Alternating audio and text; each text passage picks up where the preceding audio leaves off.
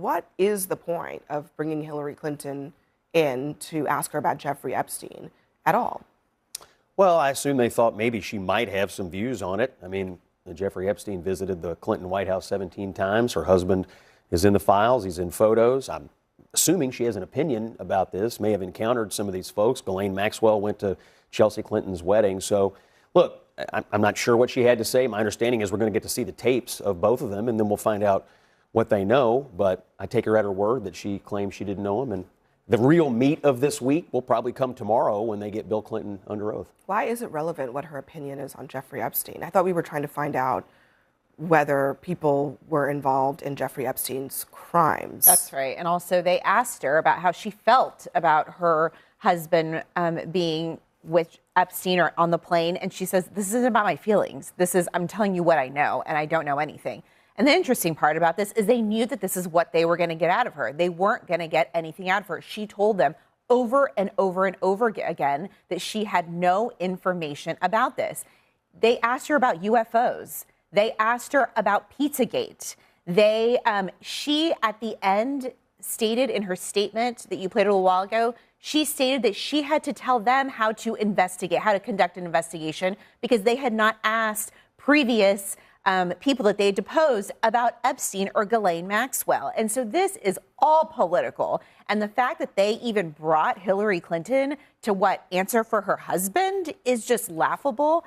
I think at the end of the day, this is what Hillary Clinton does best. She knows how to take on Republicans. And she essentially told them, and she walked out of there telling them, you are not serious about this investigation. And if you are, this is how you run one. Well, as my friend Joanne Carducci said, there's three people mentioned most in the Epstein files, and that's Jeffrey Epstein, Ghislaine Maxwell, and Donald Trump. One of them is in prison, one of them died in prison, and one of them is the president of the United States. But we're deposing Hillary Clinton.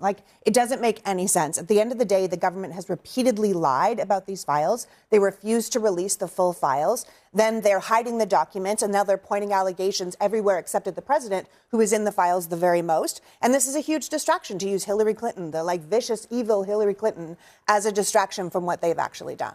As a distraction from not going after Trump for 4 years. Let me play.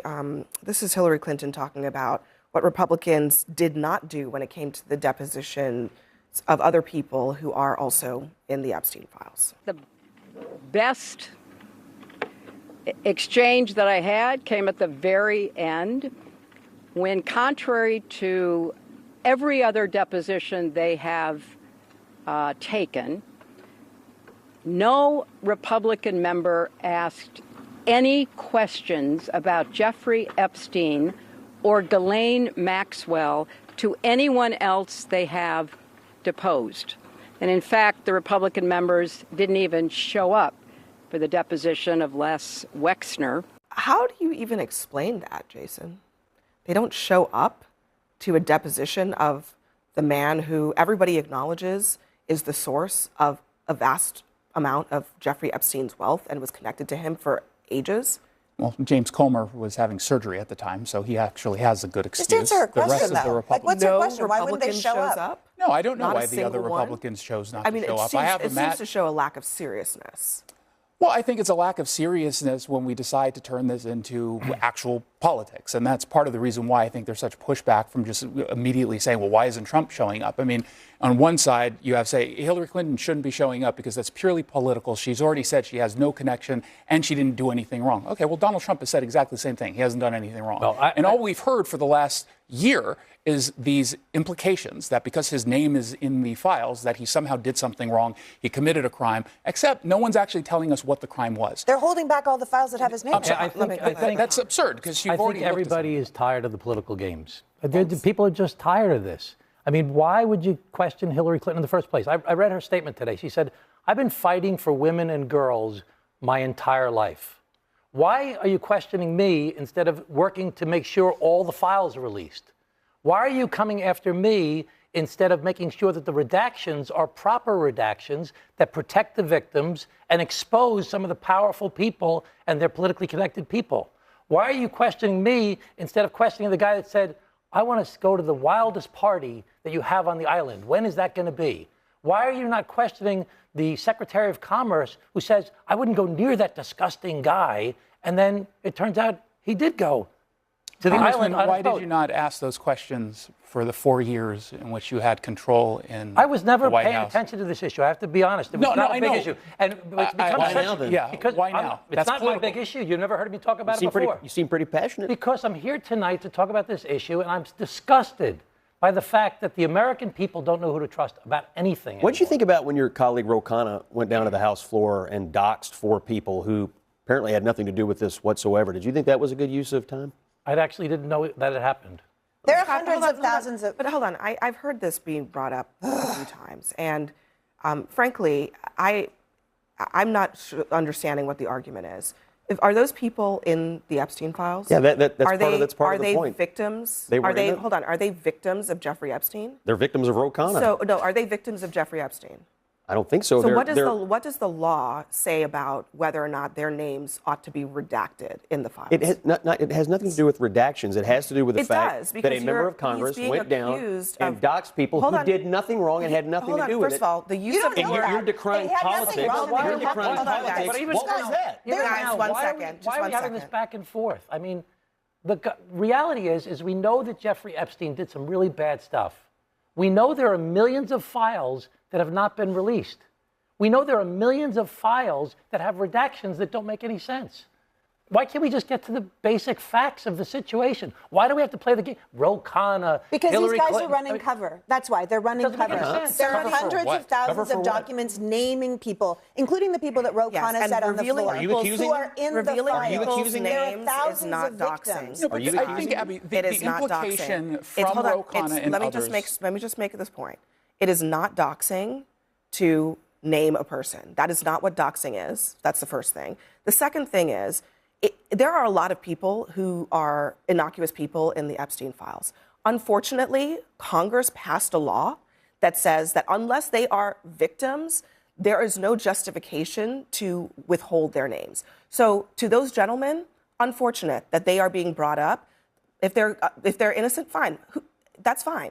But there's no legal requirement to withhold their names. And in fact, withholding their names is probably a violation of the law. So I don't understand that whole argument from the beginning. And secondly, there is so much outrage about revealing the names of random men and zero outrage about revealing the names of actual victims. That actually happened in the Epstein files. Why is there no outrage about that? I don't know why you're saying there's no outrage. I mean, I was on this show when that had happened, like the day after, or a couple days after, and we all were on the same exact page that it shouldn't have happened. The problem was when you're pushing to get millions of documents out there, mistakes unfortunately get made. That is the reality. It is true. It's not something any of us want. No one wants to see any of these victims have anything other than justice. But this idea that there was no outrage, I don't think that that's accurate. To the point of the implication of the individuals who were named, it's not so much that they were named. To your point, and it's valid, and I hope everyone understands this, there are people who are named who have literally nothing to do with anything tied to even the rumor of a crime in those files.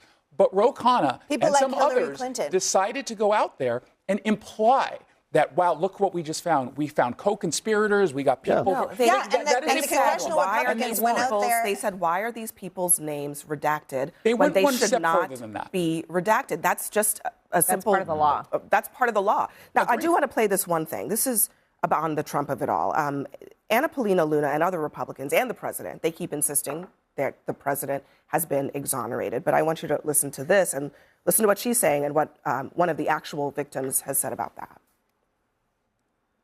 We asked specifically the victims, and we were all there, as well as the Speaker and the Democrat members of Congress, if the president was involved, and they exonerated him. So why would we bring in the president of the United States, who's been exonerated, who cooperated with law enforcement, and who released the files? I had, Rep.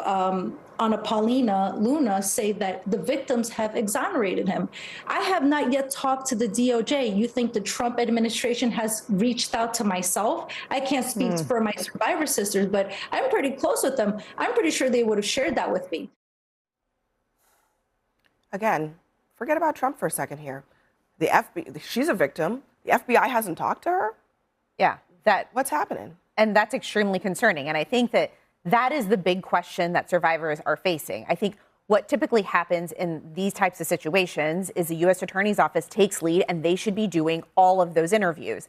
If someone is coming out and saying, I have more information, I have new evidence, it is the FBI's responsibility to go figure out what that new evidence is and potentially open a case for investigation again. And so I think that there is a big question about why the Justice Department isn't necessarily looking at it, isn't necessarily, if someone is saying they have new information, taking that interview. And it just, to me, it seems that there isn't the political will within the building to do that. And so I find it interesting that the whole reason why this started was because Trump and Pam Bondi wanted full transparency because they thought that there were Democratic members and Democrats in the Epstein files. And it started off as political, completely political. And now we are where we're at, where the survivors are not being able to tell their story.